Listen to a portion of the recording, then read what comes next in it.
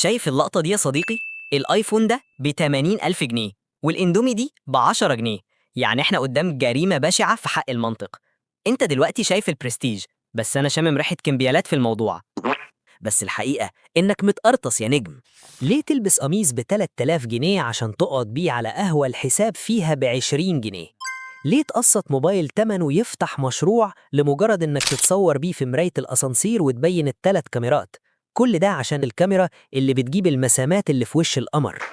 يا عبقري، انت شايل موبايل ب50 واللي 60 ألف، وصاحبه اللي صنعه بيلبس تيشيرت ب10 دولار. فكر فيها كده، هو بيبيع لك الوهم وانت بتشتري الفشخرة. الناس دي فهمت اللعبة، عرفوا ان القيمة في اللي بيقدموه مش في اللي بيلبسوه. وانت رايح تستلف عشان تجيب جاكيت عشان تبان غني في ستوري الانستجرام اللي هتقعد 24 ساعة وتطير. ليه بنعمل في نفسنا كده؟ ليه بنستلف ونقسط ونجيب لبس وموبايلات وعربيات أغلى من كليتنا اليمين؟ الإجابة بسيطة، عشان الناس.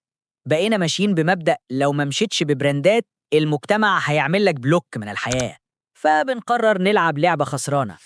اللي بيشيل قربة مخرومة بتخر على دماغه هو في الآخر. القيمة الحقيقية مش في العلامة اللي على هدومك، القيمة في العلامة اللي انت سايبها في حياتك. اللي بيحبك بجد هيحبك وانت شايل نوكيا زراير، واللي بيقيمك بحاجتك مش محتاج تبهره أصلا.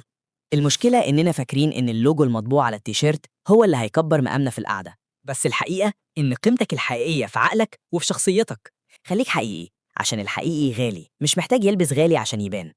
بلاش وهم المنظرة، استثمر في عقلك وصحتك قبل ما تستثمر في صورتك قدام ناس مش هتدفع لك القسط لما تتزنق. عيش لنفسك وبطل تدفع ضريبة إعجاب وهمية. يلا قوم اعمل لنفسك كوباية شاي، دي الحاجة الوحيدة اللي مش محتاجة قسط. وما تنساش تطفي النور وراك عشان الكهرباء غليت. لو حاسس ان الكلام ده خبط في قسط موبايلك او لمس حتة جواك، اخبط اللايك المتين واشترك في دوبامين الغلابة عشان نظبط لك هرمونات السعادة بعيد عن الفيزا. وانزل تحت في الكومنتات بشجاعة وقول لي ايه اغبى حاجة اشتريتها بالقسط عشان بس تتمنظر بيها وندمت. هستناكوا تحت تفضفضوا. سلام يا غاليين.